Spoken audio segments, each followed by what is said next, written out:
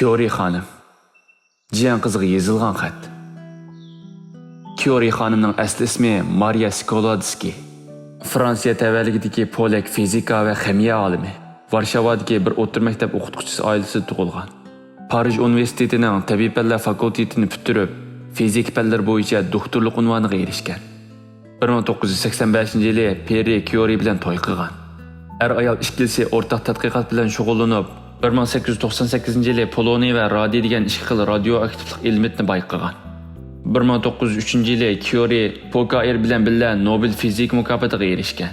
1911-yili Nobel ximiya mukofoti olgan.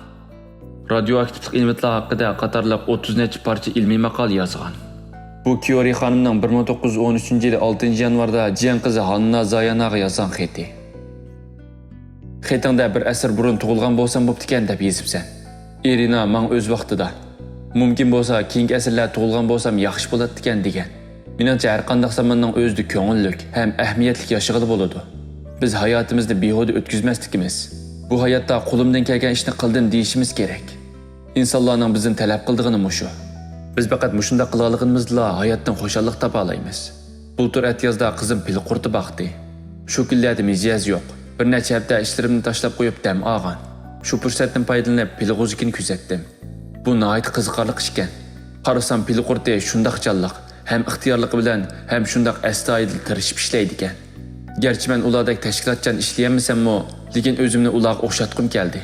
O'ylab baqsam, men nihoyat savrchanlik bilan yaxshi bir nishonga yetish uchun tirishib ishlab etibdiman. Hayot to'limi qisqa, ojiz va o'tkinchi narsa ekanligini bilaman. Ba'zi ko'z qarashlarimning menga o'xshamaydiganligini bilaman. Qilayotgan ishlarimning haqiqatga uyg'un yoki uyg'un emasligiga toza ishonchim yo'q.